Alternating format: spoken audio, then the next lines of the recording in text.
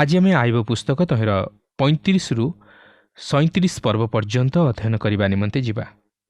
एठार मु आपनको स्मरण कराई दिए जे गत पाठरे आम देखिथिलु इलिहु आइबଙ୍କ जीवन रे ईश्वरଙ୍କ अभिमत सफल हेबा लागि ईश्वरଙ୍କ निमंते एक पथ खोली देइथिले।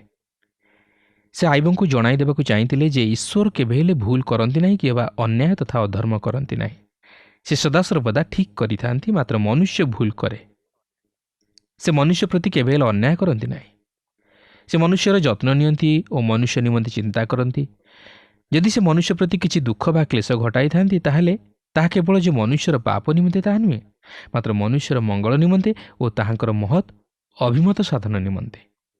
वर्तमान आमे एही 35 पर्वरु 37 पर्व मध्यरे ईश्वर आइबଙ୍କୁ शिक्षा देवार विषय लक्ष्य करबाकु जिबा। देखंतु एही 35 पर्वर प्रथम दुई पदरे एही परि लेखा अछि, आहुरी इलिहु उत्तर करी कहिला, तुमे कि एहाकु आपणार न्याय बोली ज्ञान करूअछ अबा कहुअछ? परमेश्वर धार्मिकता अपेक्षा मोहर धार्मिकता अधिक। जो मुहूर्तरे आइब कहती जे से सत्यर अछंती ओ सत्ୟରେ रहिबा सत्वे मध्य से एहीपरि क्लेश भोग करूअछंती, सेही मुहूर्तरे से ईश्वर को दोषी साब्यस्त करांती। किंतु से सेपरि भाबिबा उचित नथिला। यापरे 5 रु 6 पद मध्य एहीपरि लेखा अछि, गगनमंडल प्रति दृष्टि करी अनाओ और तुम्भ अपेक्षा उच्च आकाशमंडल को देख। तुम्भे पाप कले परमेश्वर के विरुद्ध रे कौन कर ओ तुमर अपराध वृद्धि पाइले ताहांक प्रति तुम्भे कौन कर? एही प्रश्न मध्य आइब उठाइतिले। से कहूतिले, मोर एई क्षुद्र जीवन ईश्वर को दुख दिए नाही कि ताहांक मनरे आघात दिए नाही। मात्र सबुठार आश्चर्यर विषय होछि जे यह ईश्वरଙ୍କ मनरे आघात देई थाए, कारण पाप ईश्वरଙ୍କ दृष्टि घृणार विषय और ईश्वर दुख करिथांती, जद्वारा तहिर प्रतिफल मनुष्य प्रति वर्ती थाए। 8 पदरे लेखा अछि, तुम्भर दुष्टता तुम्भतुल्य मनुष्यर क्षति करिपारे और तुमर धार्मिकता मनुष्य संतानर लाभ करिपारे। प्रकृति में आममानकर दुष्टता अन्यमानक जीवन प्रति क्षति पहुंचाई पारे और बाधार कारण बा प्रतिबंधकर कारण होई पारे। आ विशेष जो माने ईश्वर वाक्य प्रचारक से माने एथिप्रति विशेष सतर्क हेबा आवश्यक, कारण सेमानकर जीवन अन्यमानक दृष्टि में आदर्शमय हेबा उचित। कारण सेमानकर दुष्टता यदि लोकमानक निकट में प्रकाश पाए ताले सेमानक दुष्टता अन्यमानक आत्मिक जीवनर अग्रगति रे प्रतिबंधकर कारण होई थाए और सेमाने मध्य सेही दुष्टता को अनुकरण करिथांती। मात्र सेमानकर धार्मिकता अन्यमानक जीवन निमंते विशेष उपकारजनक होई थाए और सेमाने सेही समस्त धार्मिकतार विषय को अनुकरण करिबा द्वारा ईश्वरଙ୍କ आशीर्वाद सबुर अधिकारी होइथांती। प्रिय बंधु, आपणकर दुष्टता अन्य काहाकु आघात देई पारे और आपणकर धार्मिकता अन्य काहाकु साहाय्य करि पारे। यहाँ पर 9 रु 11 पद मध्य एहिपरि लेखा अछि, उपद्रवर बाहुल्य सकाशु लोके क्रंदन करती, बलवान बाहु सकाशु से साहाय्य पाई डाक पकाती। मात्र जे रात्रि काले गान प्रदान करती, जे पृथ्वीर पशुमानक अपेक्षा आमान को अधिक शिक्षा दियंती और आकाशर पक्षीगण अपेक्षा आमान को अधिक ज्ञानवान करती, एपरी मोहर सृष्टिकर्ता परमेश्वर कहांती यह केही न कहे। ताही होची एक चमत्कार विषय। ईश्वर होउछन्ति जणे जे कि रात्रि रे गान प्रदान करती। आनंद करिवार केवल मात्र स्थान होउची ईश्वर को सहभागिता मध्यरे। ईश्वर ही केवल आपण को आनंद देई पारंती। ताहा होउची अति गुरुत्वपूर्ण विषय। आमे ईश्वरଙ୍କ सहित रे आनंद करिबा उचित। इलिहु ताहा मध्य सेही पितृपुरुष मानक समय रे शिक्षा करिथिले। इलिहुଙ୍କର आलोचना को समाप्त करिबा परे आमे देखिबाकु जिबा जे ईश्वर आइबଙ୍କ सहित कथावार्ता करिवे। एक झड़ आइबଙ୍କ जीवन रे आसीबो और ईश्वर से झड़ मध्य दे आइबଙ୍କ सहित कथावार्ता करिवे। यह सेही जीवनर झड़ जहाँ मध्य दे ईश्वर आपण को मते से शांतिर कथा कहबाकु चाहती। तेणु आसु से समस्या रूपक झड़ को ईश्वर और आम्मानक आत्मा मध्य एक प्रतिबंधक छिड़ा करने निमंते सुजोग न देव। आसतु यापर आम 36 पर्व मध्य को जीवा। यही 36 पर्व में आम ईश्वर को जड़े महान शिक्षक रूपे लक्ष्य करने को पारिबा। 36 पर्वर प्रथम 2 पदरे एहिपरि लेखा अछि, ଇଲିହୁ ଆହୁରି କହିଲା, ଟିକିଏ ସମ୍ଭାଳ, ମୁଁ ତୁମକୁ ଜଣାଇବି, କାରଣ ପରମେଶ୍ୱରଙ୍କ ପକ୍ଷରେ ମୋହର ଆହୁରି କିଛି କହିବାର ଅଛି। ଇଲିହୁ ଏଠାରେ ଈଶ୍ୱରଙ୍କୁ ଧାର୍ମିକ ବୋଲି ଉପସ୍ଥାପିତ କରନ୍ତି ଓ ତାହାଙ୍କୁ ଉଚ୍ଚରେ ସ୍ଥାପନ କରନ୍ତି। ଆମ ପ୍ରତ୍ୟେକଙ୍କର ଈଶ୍ୱରଙ୍କ ବିଷୟ ନେଇ ଯେପରି ଅନୁଭୂତି ରହିଅଛି, ତାହାଙ୍କର ମଧ୍ୟ ସେପରି ଅନୁଭୂତି ରହିଅଛି, ଅର୍ଥାତ୍ ଈଶ୍ୱରଙ୍କ ବିଷୟରେ ସୀମିତ ଜ୍ଞାନ ରହିଅଛି। ଆମେ ଏକ ଅଦୃଶ୍ୟ ତଥା ଅସୀମ ଈଶ୍ୱରଙ୍କ ବିଷୟ ନେଇ ଆଲୋଚନା କରୁଅଛୁ ଓ ଆମମାନଙ୍କ ନିକଟରେ ସମସ୍ତ ଉତ୍ତର ନାହିଁ। ଆମେ ଈଶ୍ୱରଙ୍କ ବିଷୟ ନେଇ ସବୁକିଛି ଜାଣିପାରିବା ନାହିଁ କି ସବୁକିଛି ଜାଣିବା ନିମନ୍ତେ ଚେଷ୍ଟା କରିବା ମଧ୍ୟ ଉଚିତ ନୁହେଁ, କାରଣ ମନୁଷ୍ୟ ତାହାର ସସୀମ ଜ୍ଞାନରେ ଅସୀମ ଈଶ୍ୱରଙ୍କୁ ଜାଣିପାରିବ ନାହିଁ, କିନ୍ତୁ ତାହାଙ୍କୁ କେବଳ ବିଶ୍ୱାସ କରିବାକୁ ଅଛି। ପ୍ରିୟ ବନ୍ଧୁ, ଆପଣ କ'ଣ ଜାଣନ୍ତି କି ଯେ ପ୍ରଭୁ ଯୀଶୁଖ୍ରୀଷ୍ଟ ଆପଣଙ୍କ ପାପ ନିମନ୍ତେ ମୃତ୍ୟୁବରଣ କରିଅଛନ୍ତି? ସେ ଯେ ମୃତ୍ୟୁରୁ ପୁନରୁତ୍ଥିତ ହୋଇଅଛନ୍ତି, ଏହା କ'ଣ ଜାଣନ୍ତି କି? ଯଦି ଜାଣନ୍ତି ତାହେଲେ ଅତି ଉତ୍ତମ କଥା। ଆପଣ କେବଳ ତାହାଙ୍କଠାରେ ବିଶ୍ୱାସ କରନ୍ତୁ, ତାହେଲେ ସମସ୍ତ କିଛି ସନ୍ଦେହ ଆପଣଙ୍କର ଦୂର ହୋଇଯିବ ଓ ସବୁକିଛି ଆପଣ ବୁଝିପାରିବେ ଓ ସବୁକିଛି ଆପଣଙ୍କୁ ସ୍ପଷ୍ଟ ହୋଇଯିବ। କିନ୍ତୁ ଅନେକ ସମୟରେ କ'ଣ ହୁଏ, ଯେଉଁ ବିଷୟ ଆମେ ଜାଣିଛୁ ତହିଁରେ ବିଶ୍ୱାସ ନ କରି ଯାହା ଆମେ ଜାଣିନାହୁଁ ତାହା ଜାଣିବା ପାଇଁ ଚେଷ୍ଟା କରୁ ଓ ନିଜର ମନକୁ ଅସ୍ଥିର କରିପକାଉ। କିନ୍ତୁ ପ୍ରିୟ ବନ୍ଧୁ, ମନେ ରଖନ୍ତୁ, ଆପଣ ନିଜର ଜ୍ଞାନରେ କେବେ ହେଲେ ଈଶ୍ୱରଙ୍କୁ ଜାଣିବା ନିମନ୍ତେ ଚେଷ୍ଟା କରନ୍ତୁ ନାହିଁ, ମାତ୍ର ତାହାଙ୍କଠାରେ ବିଶ୍ୱାସ କରନ୍ତୁ, ତାହେଲେ ସେ ଆପଣଙ୍କୁ ତାହାଙ୍କର ପରିଚୟ ଦେବେ। ବର୍ତ୍ତମାନ ଆମେ ଲକ୍ଷ୍ୟ କରିବାକୁ ଯିବା ଯେ ଇଲିହୁ ମଧ୍ୟ ସେହି ଐଶ୍ୱରିକ ଜ୍ଞାନରେ ସୀମିତ ରହିଥିଲେ। 36 ପର୍ବର 3 ପଦରେ ଲେଖା ଅଛି, ମୁଁ ଦୂରରୁ ଆପଣା ଜ୍ଞାନ ଆଣିବି ଓ ଆପଣା ସୃଷ୍ଟିକର୍ତ୍ତାଙ୍କର ଧାର୍ମିକତା ପ୍ରତିପନ୍ନ କରିବି। ଇଲିହୁ ଯଦିଓ ଏଠାରେ ଈଶ୍ୱରଙ୍କ ପ୍ରତି ସେହି ଧାର୍ମିକତା ଆରୋପ କରନ୍ତି, ମାତ୍ର ସେ ମଧ୍ୟ ଅତି ପରିଷ୍କାର ଭାବେ ଜଣାଇ ଦିଅନ୍ତି ଯେ ଈଶ୍ୱର ମନୁଷ୍ୟଠାରୁ ଏତେ ଦୂରକୁ ଚାଲିଯାଇଛନ୍ତି ଯେ ମନୁଷ୍ୟ ତାହାଙ୍କୁ ଏତେ ସହଜରେ ଜାଣିପାରିବ ନାହିଁ। କିନ୍ତୁ ଏଠାରେ ପ୍ରଶ୍ନ ଉଠେ ଯେ କେଉଁ ବିଷୟ ଏପରି ଅଛି ଯାହାକି ଈଶ୍ୱରଙ୍କ ସହଭାଗିତାରୁ ମନୁଷ୍ୟକୁ ବିଚ୍ଛିନ୍ନ କରେ? ଲକ୍ଷ୍ୟ କରନ୍ତୁ, ଇଲିହୁ କ'ଣ କହୁଅଛନ୍ତି। 36 ପର୍ବର 4 ପଦରେ ଲେଖା ଅଛି, କାରଣ ପ୍ରକୃତିରେ ମୋହର କଥା ମିଥ୍ୟା ନୁହେଁ, ଜ୍ଞାନରେ ସିଦ୍ଧ ଜଣେ ତୁମ୍ଭ ସଙ୍ଗେ ଅଛି। ଅନ୍ୟ ଅର୍ଥରେ କହିବାକୁ ଗଲେ ଇଲିହୁ କହିବାକୁ ଚାହାନ୍ତି ଯେ କେବଳ ଈଶ୍ୱରଙ୍କର ସିଦ୍ଧ ଜ୍ଞାନ ଅଛି ଓ ସେ ଆୟୁବଙ୍କ ସଙ୍ଗେ ସଙ୍ଗେ ଅଛନ୍ତି। ଏହାପରେ 5ରୁ 7 ପଦ ମଧ୍ୟରେ ଏପରି ଲେଖା ଅଛି, ଦେଖ, ପରମେଶ୍ୱର ପରାକ୍ରମୀ ଓ କାହାକୁ ତୁଚ୍ଛ କରନ୍ତି ନାହିଁ, ସେ ବୁଦ୍ଧି ବଳରେ ପରାକ୍ରମୀ ଅଟନ୍ତି। ସେ ଦୁଷ୍ଟର ପ୍ରାଣ ରକ୍ଷା କରନ୍ତି ନାହିଁ, ମାତ୍ର ଦୁଃଖଗ୍ରସ୍ତମାନଙ୍କୁ ନ୍ୟାୟ ପ୍ରଦାନ କରନ୍ତି। ସେ ଧାର୍ମିକମାନଙ୍କଠାରୁ ଆପଣା ଦୃଷ୍ଟି ଫେରାନ୍ତି ନାହିଁ, ମାତ୍ର ସେ ସିଂହାସନ ଉପବିଷ୍ଟ ରାଜଗଣ ସଙ୍ଗରେ ସଦାକାଳ ସେମାନଙ୍କୁ ସ୍ଥାପନ କରନ୍ତି ଓ ସେମାନେ ଉନ୍ନତ ହୁଅନ୍ତି। ତେବେ ଇଲିହୁଙ୍କର ଏହି ସମସ୍ତ ବିଷୟ ପ୍ରକାଶ କରିବାର ସମ୍ପୂର୍ଣ୍ଣ ଭାବ ହେଉଛି ଯେ ଈଶ୍ୱର ଆମମାନଙ୍କଠାରୁ ବହୁତ ଦୂରକୁ ଚାଲିଯାଇଛନ୍ତି। ସେ ଆମମାନଙ୍କଠାରୁ ବିଚ୍ଛିନ୍ନ ହୋଇଅଛନ୍ତି ଓ ଆମମାନେ ତାହାଙ୍କ ସହ ଯୋଗାଯୋଗ ସ୍ଥାପନ କରିପାରିବା ନାହିଁ, ଯେହେତୁ ସେ ଆମମାନଙ୍କଠାରୁ ବହୁ ଦୂରକୁ ଚାଲିଯାଇଛନ୍ତି। ମାତ୍ର ଇଲିହୁ ସେପରି କହିବା ମଧ୍ୟ ଭୁଲ ଓ ଆଜି ଅନେକ ଲୋକ ମଧ୍ୟ ଏହିପରି ଭୁଲ ଚିନ୍ତାଧାରାରେ ପରିଚାଳିତ ହୋଇ ଈଶ୍ୱରଙ୍କଠାରୁ ଦୂରବର୍ତ୍ତୀ ଜୀବନଯାପନ କରନ୍ତି। ସେମାନେ ନିଜର ପାପରୁ ଉଦ୍ଧାର ପାଇବାର ଆଶା ମଧ୍ୟ ହରାଇ ବସିଛନ୍ତି। ମାତ୍ର ପ୍ରକୃତରେ ଈଶ୍ୱର ଆମମାନଙ୍କଠାରୁ ଦୂରେଇ ଯାଇନାହାନ୍ତି।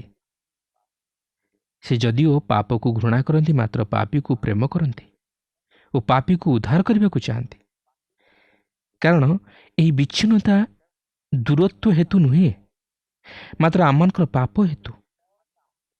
ତେଣୁ ଯେଶାୟ 59 ପର୍ବର 2 ପଦରେ ଲେଖା ଅଛି, ମାତ୍ର ତୁମମାନଙ୍କର ଅପରାଧ ସବୁ ତୁମମାନଙ୍କର ଓ ତୁମମାନଙ୍କ ପରମେଶ୍ୱରଙ୍କ ମଧ୍ୟରେ ବିଚ୍ଛେଦ ଘଟାଇଅଛି ଓ ତୁମମାନଙ୍କର ପାପ ସବୁ ତୁମମାନଙ୍କଠାରୁ ତାହାଙ୍କ ମୁଖ ଲୁଚାଇଅଛି, ଏଥିପାଇଁ ସେ ଶୁଣିବେ ନାହିଁ।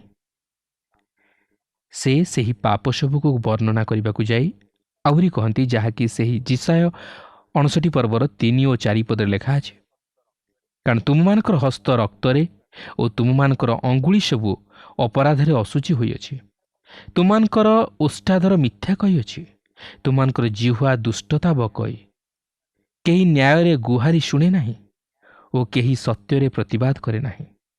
ସେମାନେ ଅସାରତାରେ ନିର୍ଭର କରନ୍ତି ଓ ମିଥ୍ୟା କଥା କହନ୍ତି। ସେମାନେ ଅନିଷ୍ଟକୁ ଗର୍ଭରେ ଧାରଣ କରନ୍ତି ଓ ଅପରାଧ ପ୍ରସବ କରନ୍ତି। ଈଶ୍ୱର କହନ୍ତି ଏହି ସମସ୍ତ ବିଷୟ ଯାହାକି ଈଶ୍ୱରଙ୍କ ଠାରୁ ମନୁଷ୍ୟକୁ ପୃଥକ କରେ।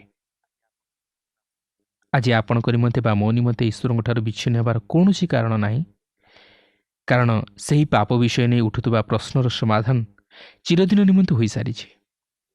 ଈଶ୍ୱର ଓ ମନୁଷ୍ୟ ମଧ୍ୟରେ ଜଣେ ମଧ୍ୟସ୍ଥି ଅଛନ୍ତି, ସେ ଖ୍ରୀଷ୍ଟ ଯୀଶୁ। ଓ ଆଜି ଆମେ ତାହାଙ୍କ ମଧ୍ୟ ଦେଇ ପିତା ଈଶ୍ୱରଙ୍କର ନିକଟବର୍ତ୍ତୀ ହୋଇପାରିବା। ଆୟୁବଙ୍କର ତାହାହିଁ ଥିଲା ଏକ ମହାନ ଆର୍ତ୍ତନାଦ, ଯେପରି କେହି ଜଣେ ତାହାଙ୍କର ମଧ୍ୟସ୍ଥି ହୋଇ ତାହାଙ୍କୁ ପିତା ଈଶ୍ୱରଙ୍କ ସହିତ ସଂଯୁକ୍ତ କରାଏ ବା ଏକ ଯୋଗାଯୋଗର ବ୍ୟବସ୍ଥା କରେ। ଇଲିହୁ ଅନ୍ୟମାନଙ୍କ ଅପେକ୍ଷା ଏହି ବିଷୟର ଅତି ନିକଟକୁ ଚାଲି ଆସିଥିଲେ, ମାତ୍ର ସେ ସେହି ଯୋଗାଯୋଗ ସ୍ଥାପନ କରାଇ ପାରିଲେ ନାହିଁ। ଅର୍ଥାତ୍ ସେ ଆୟୁବଙ୍କୁ ପିତା ଈଶ୍ୱରଙ୍କ ସହିତ ସଂଯୁକ୍ତ କରାଇ ପାରିଲେ ନାହିଁ। ସେଥିପାଇଁ ଶେଷରେ ଈଶ୍ୱରଙ୍କୁ ହିଁ ତାହା ଆୟୁବଙ୍କ ଜୀବନରେ ସାଧନ କରିବାକୁ ପଡ଼ିଲା। ଏହାପରେ ଇଲିହୁ କହନ୍ତି ଯେ ଈଶ୍ୱର ହେଉଛନ୍ତି ପ୍ରଧାନ ଶିକ୍ଷକ।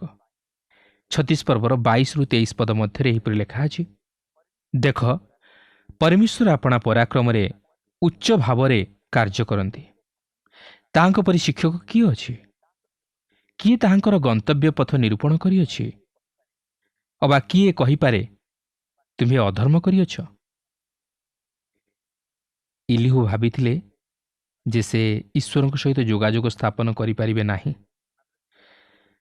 ମାତ୍ର ସେ ଏହି ବିଷୟ କହନ୍ତି କେହି ହେଲେ ଈଶ୍ୱରଙ୍କ ପରି ଶିକ୍ଷା ଦେଇପାରିବେ ନାହିଁ। ଆପଣ ଜାଣିଥିବେ ଯେ ଏହି ବିଷୟ ପ୍ରଭୁ ଯୀଶୁଖ୍ରୀଷ୍ଟଙ୍କଠାରେ ଚିହ୍ନଟ କରାଯାଇଥିଲା ଯେତେବେଳେ ସେ ଏହି ଜଗତରେ ଥିଲେ। ସେ ସମସ୍ତଙ୍କ ଅପେକ୍ଷା ସବୁଠାରୁ ମହାନ ଶିକ୍ଷକ ଥିଲେ। ଏପରିକି ତାହାଙ୍କର ଶତ୍ରୁମାନେ କହିବାକୁ ଲାଗିଲେ, ଏହି ବ୍ୟକ୍ତି ଯେ ପ୍ରକାରେ କଥା କହନ୍ତି କୌଣସି ମନୁଷ୍ୟ କେବେ ସେ ପ୍ରକାରେ କହିନାହିଁ।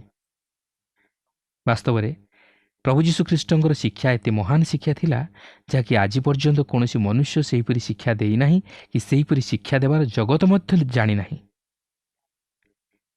ଏହା ଏକ ଦୁଃଖର ବିଷୟ ଯେ ବର୍ତ୍ତମାନ ଲୋକମାନେ ପ୍ରଭୁ ଯୀଶୁଖ୍ରୀଷ୍ଟଙ୍କୁ ଅଗ୍ରାହ୍ୟ କରନ୍ତି, ମାତ୍ର ତଥାପି ସେମାନେ ତାହାଙ୍କର ଶିକ୍ଷା ସବୁକୁ ବ୍ୟବହାର କରିବା ନିମନ୍ତେ ଚେଷ୍ଟା କରନ୍ତି। ସେମାନେ ଅନ୍ୟମାନଙ୍କ ଅପେକ୍ଷା ଖ୍ରୀଷ୍ଟଙ୍କ ଶିକ୍ଷା ଉପରେ ଗୁରୁତ୍ୱ ପ୍ରଦାନ କରନ୍ତି, କାରଣ ତାହା ମନୁଷ୍ୟରୁ ନୁହେଁ ମାତ୍ର ଈଶ୍ୱରଙ୍କର। ଇଲିହୁ କହନ୍ତି ତାହାଙ୍କ ପରି କିଏ ଶିକ୍ଷା ଦେଇପାରେ? ଏହାପରେ ଏହି ଆୟୁବ ପୁସ୍ତକର 37 ପର୍ବରେ ଇଲିହୁ ଏହି ପ୍ରକାରେ ତାହାଙ୍କର କଥା ସମାପ୍ତ କରିବାକୁ ଯାଉଅଛନ୍ତି। ତେବେ ମୁଁ ଏହି ଅଧ୍ୟାୟ ମଧ୍ୟରୁ କେବଳ 3ଟି ପଦ ଆପଣଙ୍କର ଦୃଷ୍ଟିଗୋଚର କରାଇବାକୁ ଚାହେଁ।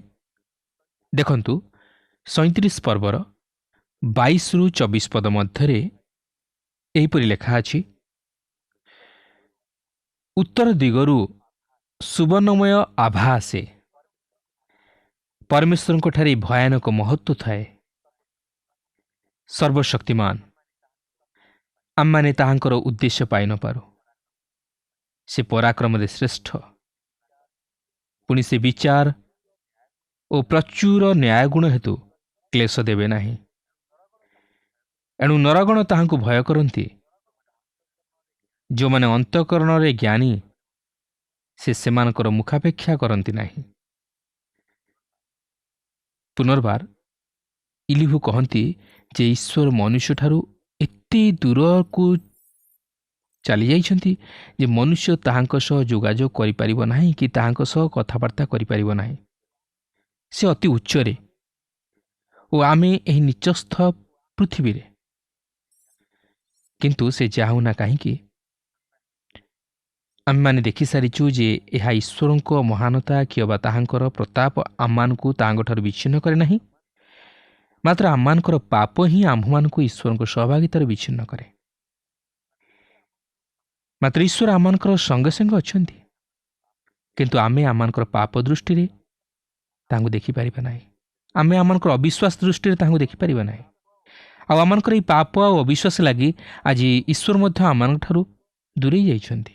ଏହି ପର୍ବଟି ପ୍ରକାଶ କରେ ଯେ ଇଲିହୁ କେବେ ହେଲେ ଆୟୁବଙ୍କ ନିମନ୍ତେ ଜଣେ ଭାଓବାଦୀ ବା ଜଣେ ମଧ୍ୟସ୍ଥି ହୋଇପାରିବେ ନାହିଁ, କାରଣ ସେ ନିଜେ ନିଜର ପାପ କ୍ଷମାର ଅନୁଭୂତି ପାଇପାରି ନାହାନ୍ତି କି ଈଶ୍ୱରଙ୍କ ପ୍ରେମର ପରିଚୟ ପାଇପାରି ନାହାନ୍ତି, କାରଣ ଏଥି ନିମନ୍ତେ ନିଜର ଜ୍ଞାନ ଯଥେଷ୍ଟ ନୁହେଁ ଐଶ୍ୱରିକ ଜ୍ଞାନ ଓ ବୁଦ୍ଧିର ଆବଶ୍ୟକତା ରହିଅଛି ଓ ଈଶ୍ୱରଙ୍କୁ ପାଇବାର ଏକ ବ୍ୟକ୍ତିଗତ ଅନୁଭୂତିର ଆବଶ୍ୟକତା ରହିଅଛି।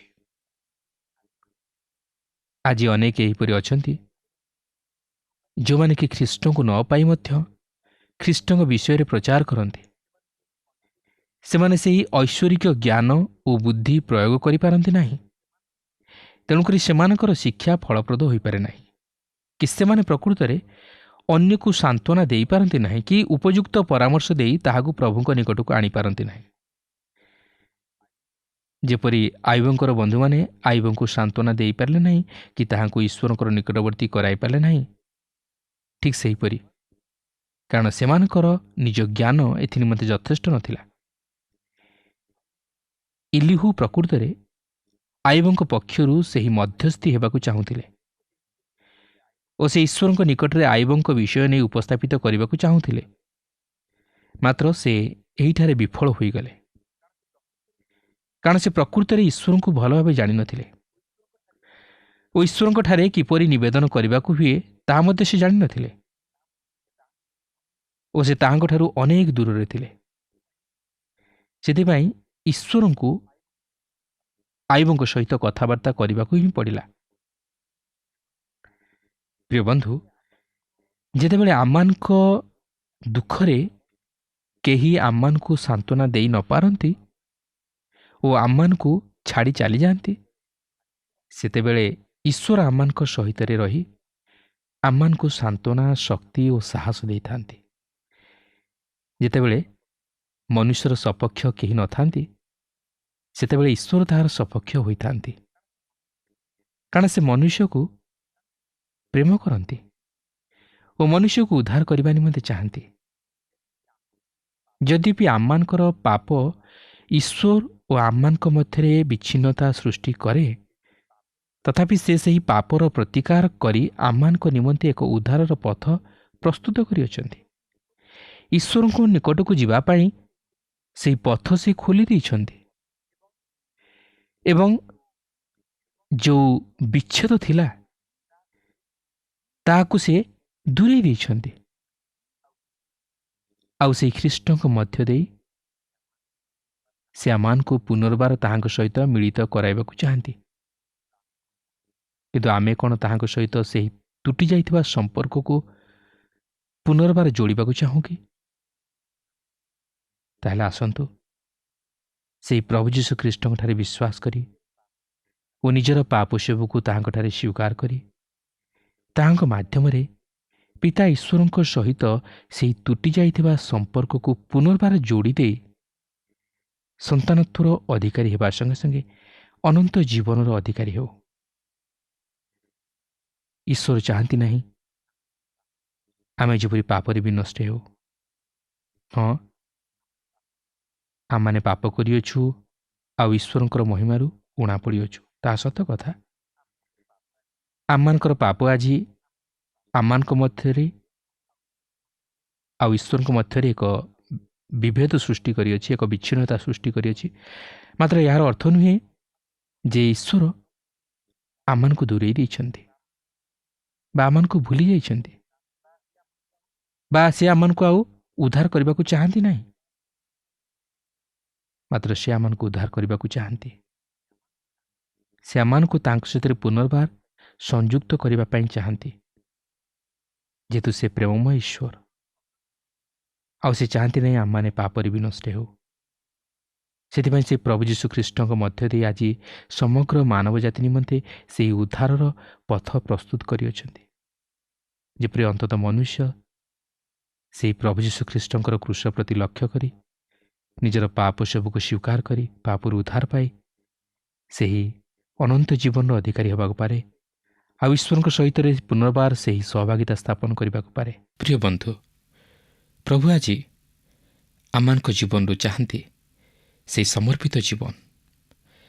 ଯେତେବେଳେ ଆମେ ପ୍ରଭୁଙ୍କ ନିକଟରେ ନିଜକୁ ଭାଙ୍ଗିଦେବା, ପ୍ରଭୁ ଆମମାନଙ୍କୁ ଗ୍ରହଣ କରିବେ ଏବଂ ସେ ଆମମାନଙ୍କ ଜୀବନରେ ସମସ୍ତ ଆଶୀର୍ବାଦ ଭରିଦେବେ।